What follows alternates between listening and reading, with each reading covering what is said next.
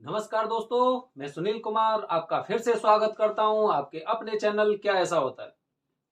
दोस्तों, जैसे मैंने आपको बताया था, आज 10 तारीख है और आज से पितृपक्ष शुरू हो चुका है। पितृपक्ष का हम सब लोग अपनी अपनी भाषा के अनुसार जानते हैं कि काफी लोग इसे कनागत बोलते हैं, काफी इन्हें श्राद्ध भी बोलते हैं, काफी इन्हें पितृपक्ष भी बोलते हैं। तो सबसे पहले एक जरूरी सूचना दोस्तों, क्योंकि ये वीडियो हमारी थोड़ी सी ऐसी है कि काफी लोग इस पर विश्वास कर भी सकते हैं, काफी लोग विश्वास नहीं कर सकते, क्योंकि काफी जगह जैसे हम भी जानते हैं कि विज्ञान भी फेल है। अब विज्ञान फेल हो जाती है तो हमें वहां पर जो हमने चीजें पढ़ी हैं, जैसे कि विष्णु पुराण हो गए, गरुड़ पुराण वगैरह हो गए, वहां पर जो हमने चीजें पढ़ी हैं हमें उन पे विश्वास है। विज्ञान को हम हर जगह सही नहीं मान सकते। विज्ञान आज हमें बताती है, जबकि 100 साल पहले जो पंचांग या पत्रा बना हुआ था उसमें पहले से ही लिखा हुआ है कि इतने तारीख को इतने बजे सूर्य ग्रहण होगा, चंद्र ग्रहण होगा। तो इसीलिए अच्छा, अब हमारा आज का वीडियो है श्राद्ध हमें क्यों करना चाहिए, क्योंकि पितृपक्ष शुरू होने हो चुका है आज से, और कल से श्राद्ध स्टार्ट हो जाएंगे जो श्राद्ध होते हैं। तो हमें क्यों करने चाहिए दोस्तों श्राद्ध? क्योंकि जैसे कि हमारे पूर्वज होते हैं, जो लोग मृत्यु लोक को छोड़कर, जैसे कि जो भी इंसान पृथ्वी लोक को हम लोग मृत्यु लोक बोलते हैं, अगर इस लोक को छोड़कर अगर वो लोग चले जाते हैं तो वो पितर बन जाते हैं, ऐसी हम लोगों की मान्यता है। और श्राद्ध के टाइम पे पितृपक्ष में मैंने बहुत से ऐसे लोगों को देखा है जो जैसे पिंडदान हो गया, तर्पण हो गया, श्राद्ध हो गया या ब्राह्मण भोजन हो गया, ये कुछ धर्म जो धर्म स्थान होते हैं, धर्म तीर्थ स्थल होते हैं, वहां पर जाके कराते हैं। जिनमें से जो गया जी हैं, गया जी वहां पर एक प्रमुख ऐसी जगह है जहां पर श्राद्ध तर्पण वगैरह किया जाता है। तो दोस्तों, जिसकी मृत्यु हो जाती है वो पितर बन जाते हैं, ये मान्यता है। और मृत्यु के पश्चात उस व्यक्ति की आत्माएं यमलोक जाती हैं, यमलोक पहुंचती हैं, और प्रेत के रूप में यमलोक पहुंचने पर उसे काफी समय लगता है। अब जब आत्माएं यमलोक के लिए प्रस्थान कर चुकी हैं, उस इंसान का शरीर छोड़कर वो आत्मा यमलोक जा रही हैं, तो कोई इंसान इस पृथ्वी पर ऐसा नहीं होगा जिसे ये जानकारी होगी कि इस लोक से लेकर और यमलोक तक की दूरी कितनी है और उसे कितने दिन लगेंगे, कितने साल लगेंगे। तो दोस्तों, अब क्या होता है कि जब वो आत्माएं जाती हैं, जब हम जीवित होते हैं तो हमें भूख होती है, भूख का एहसास होता है, हमें सर्दी गर्मी का एहसास होता है, हमें अगर हमारे शरीर को कोई कष्ट होता है तो हमें एहसास होता है, क्योंकि हमारे शरीर में एक आत्मा है जो हमें इन सब चीजों के बारे में अवगत कराती रहती है, हमें पता लगाती रहती है। लेकिन जिस आत्मा ने शरीर को छोड़ दिया है और उसे यमलोक जाना है, क्योंकि शरीर उसके पास नहीं रहा है, शरीर एकदम खत्म हो चुका है, अब वो आत्मा यमलोक प्रस्थान कर रही है, यमलोक जा रही है, तो उसे भी परेशानी होगी, उसे भी भूख लग रही होगी, उसे भी प्यास का एहसास होगा। लेकिन पानी कैसे पिए? आत्मा को पानी पीने की जरूरत नहीं है, आत्मा खाती नहीं है, लेकिन महसूस सारी चीजें करती है। और वो महसूस बिना एक शरीर के उनकी इच्छा पूर्ति नहीं हो सकती। और अगर शरीर के अलावा अगर कोई चीज अगर उन्हें बल प्रदान करती है तो वो होती है पिंडदान, जो हम श्राद्ध के समय करते हैं। इसीलिए श्राद्ध में जब हम कोई भी श्राद्ध करते हैं तो श्राद्ध में जो पिंड दान करते हैं, पिंड वगैरह करते हैं, पूजा करते हैं, अर्चना करते हैं, उनकी पितरों का आह्वान करते हैं, तो उससे उन आत्माओं को बल मिलता है। अब लोग कहते हैं कि भाई मेरे दादाजी, मेरे परबाबा तो वो तो करीब 40 साल पहले गए थे इस दुनिया से, या फिर कुछ कहते हैं वो तो 100 साल पहले की बात है, या फिर उनके बाबा दादा परदादा काफी साल हो गए होंगे। इसीलिए मैंने पहले ही बताया था कि मृत्यु लोक से यमलोक तक पहुंचने का जो सफर है उसके बारे में किसी को नहीं पता है कि उसमें कितना समय लगता है।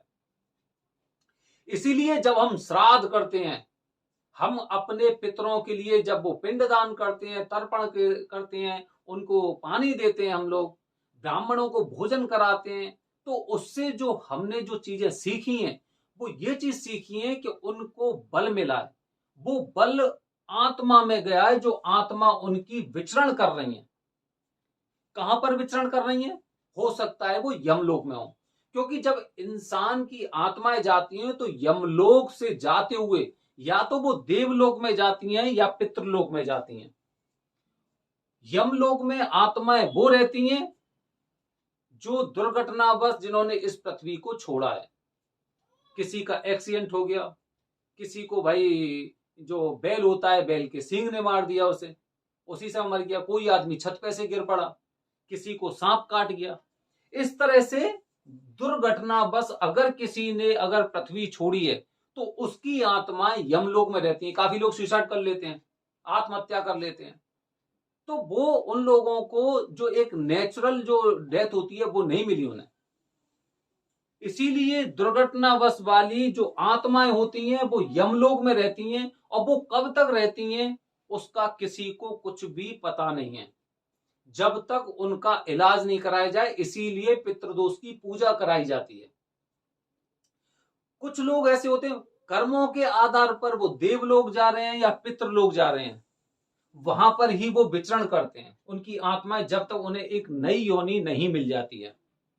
तो दोस्तों, हम जो भी ये श्राद्ध के समय में जो 16 दिन जो कार्य करते हैं, जल देते हैं, पिंडदान करते हैं, कौवा वगैरह को भोजन कराते हैं, पंडितों को भोजन कराते हैं, तो दोस्तों इनसे हमारी जो मान्यता है गरुड़ पुराण के अनुसार, गरुड़ पुराण के अनुसार जो मान्यता है वो ये है कि ऐसा करने से उस आत्मा को बल मिलता है जो थकी हुई हारी हुई वहां पर शांत बैठी हुई है, जिसके शरीर में, जिसकी आत्मा की बात कर रहा हूं मैं, इंसान की बात नहीं कर रहा हूं, वो वहां पर शांति से उसके शरीर में ताकत नहीं रही है। तो बल कैसे मिलेगा? उनको बल मिलता है पिंडदान से। जब हम लोग पिंडदान करते हैं, श्राद्ध करते हैं, और वो अपना अपना जो हिस्सा होता है, हिस्सा लेने के लिए वो आते हैं। ये गरुड़ पुराण के मैंने आपको कथन बताए हैं कि इसीलिए इंसान को श्राद्ध करना चाहिए। दोस्तों, विष्णु पुराण की अगर हम बात करते हैं तो विष्णु पुराण के अनुसार सबसे पहले पितरों की जो उत्पत्ति हुई थी वो ब्रह्मा जी के पृष्ठभाग से हुई थी, मतलब पीठ से उनकी उत्पत्ति हुई थी। विष्णु पुराण के अनुसार, विष्णु पुराण अगर आप पढ़ोगे तो उसमें पितरों की उत्पत्ति ऐसे बताई गई है। और जब पता चला, जब एहसास हुआ कि पृष्ठभाग से और पितर उत्पन्न हुए, तो उसके बाद ब्रह्मा जी ने अपने शरीर को त्याग दिया था, शरीर को त्याग दिया था। और इसीलिए ऐसी एक मान्यता है कि जो पितर होते हैं वो संध्या के समय ज्यादा प्रबल होते हैं, संध्या के समय। इसीलिए मैं आपको इसी वीडियो में थोड़ा सा एक एक्स्ट्रा जानकारी और दूंगा, लेकिन उससे पहले, इसीलिए जो विष्णु पुराण के अनुसार, जो विष्णु पुराण में जो वाक्य लिखे हुए हैं उसके अनुसार, अगर आप पितरों की सेवा करते हैं, अगर आप पितरों का आदर करते हैं, और जो हमारा सनातन धर्म है, सनातन धर्म के अनुसार, या फिर जो विष्णु पुराण हो गया, गरुड़ पुराण के अनुसार, अगर आप श्राद्ध करते हो, तर्पण करते हो, पिंडदान करते हो, ब्रह्म भोज कराते हो, तो आपको शुभ फल इसलिए मिलने वाला है क्योंकि आपके जो पितर हैं आपसे बेहद प्रसन्न है, उनको बल मिला। आप एक भूखे इंसान को खाना खिलाइए, देखो आपको कितनी शांति मिलेगी। आपकी आत्मा भी अंदर से एकदम ठंडक सी, एक ठंडक सा ऐसा एहसास होगा कि आपने बहुत अच्छा कार्य किया है। जबकि जो पितर हैं वो तो आपके खुद के हैं, तो उनको लगेगा कि चलो ठीक है, मेरे वंशज ऐसे थे जिन्होंने आज मुझे बल प्रदान किया है, जा बेटे आज से तेरी सारी इच्छा, सारी मनोकामनाएं पूरी होंगी। तो वो इस तरह से फल देते हैं। इसीलिए अब उसी पॉइंट पे आ रहा हूं मैं कि अपने पितरों को प्रसन्न करने के लिए आपको कुछ और भी कार्य करने जरूरी हैं। 16 दिन का समय है और आज से वो दिन शुरू हो गया है, तो मैं तो ये कह रहा हूं आज शाम से जो मैं कार्य बता रहा हूं आप उसे केवल 16 दिन करके देखिए। आपके ऊपर से जितने भी पितृदोष से संबंधित कोई भी समस्या है या पितरों की कृपा आपके ऊपर नहीं आ रही है, आप खुद देखना 16 दिन के बाद आप फर्श से अर्श पर पहुंच जाएंगे। ये मेरा दावा है। वो काम कौन से करने हैं आपको, आप नोट करिए। अभी 16 दिन, आज से 25 तारीख की शाम तक या फिर 24 तारीख की शाम तक आपको आपके घर का जो मेन दरवाजा है उसे आप थोड़ा सा झाड़ू से आप साफ करिए, उसे झाड़ दीजिए और झाड़ने के बाद उस पर थोड़ा सा जल का छिड़काव कर दो। अगर संभव हो उस जल में तो आप थोड़ा सा गंगा जल मिला के और आप वहां पर छिड़क दो उसे। आप छिड़कने के बाद जो कार्य आप श्राद्ध काल में करते हो सुबह ही सुबह, जैसे कि सबसे पहले उन्हें पानी देना। तो बहुत से लोग क्या होते हैं, वैसे अधिकतर मैं लोगों के जानता हूं जो अपने नॉर्थ इंडिया की तरफ लोग रहते हैं, एक डाव होती है, डाव एकदम घास जैसी होती है, उसकी अंगूठी बना के सब हाथ में रखते हैं, पहनते हैं और फिर पानी देते हैं। पानी देने के लिए आपको कुछ और जानकारी बेहद जरूरी है, बहुत से लोगों को नहीं पता होगा। वो श्राद्ध कर रहे होंगे, अपनी देवी देवताओं को पानी दे रहे होंगे, लेकिन उन्हें पता नहीं होगा। उनके लिए मैं जानकारी देता हूं। जब भी आप सुबह, सबसे पहले सुबह आप बिना चाय या कुछ भी नाश्ता किए नहाने के तुरंत बाद जब आप पानी देते हो तो अपने देवताओं के पानी देने के लिए आपका मुख हमेशा दक्षिण दिशा की तरफ होना चाहिए, हमेशा दक्षिण दिशा की तरफ होना चाहिए। और जो बायां हाथ होता है, बाएं हाथ के अंगूठे से ऐसे करके और जल दिया जाता है देवताओं के लिए, अंगूठे से जल दिया जाता है।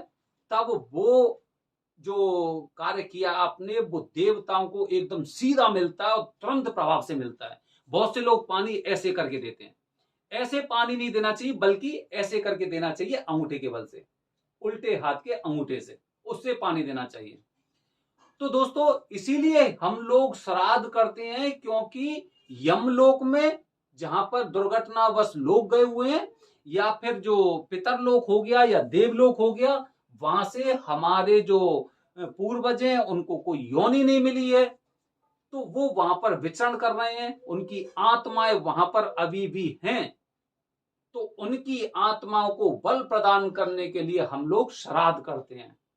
श्राद्ध इसीलिए करते हैं, वो जाने कौन सी हमारी पीढ़ी होगी जिसे अभी तक जन्म नहीं मिला है, वो न जाने कौन सी ऐसी पीढ़ी होगी, कौन से ऐसे लोग होंगे, हो सकता है परबाबा के परबाबा हों, जो दुर्घटनावश उनकी हत्या हुई थी, जो मृत्यु लोग छोड़ के गए थे दुर्घटनावश, हो सकता है उनकी आत्मा वहां पे विचरण कर रही हो इतने सालों से। तो उन्हें बल कैसे मिलेगा? उनको बल मिलेगा ऐसे, जब श्राद्ध काल में 16 दिन तक हम लगातार अपने देवी देवताओं का नाम लेकर, नाम नहीं पता है तो अपने गोत्र का उच्चारण कीजिए आप, और गोत्र के उच्चारण के बाद बस बाबा, पिता, प्रपिता और ऐसे करके आप पानी दो उन्हें बल मिलता है। और 16 दिन बाद आप देखना, जो इंसान भक्ति भाव से और मन लगाकर इस कार्य को करता है, उसे पृथ्वी लोक में, मृत्यु लोक में कोई कष्ट देने वाला इंसान पैदा नहीं हुआ है।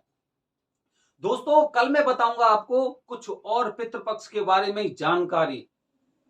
हमारे चैनल से बने रहें और हमारे चैनल को सब्सक्राइब करते रहें। हर हर महादेव दोस्तों।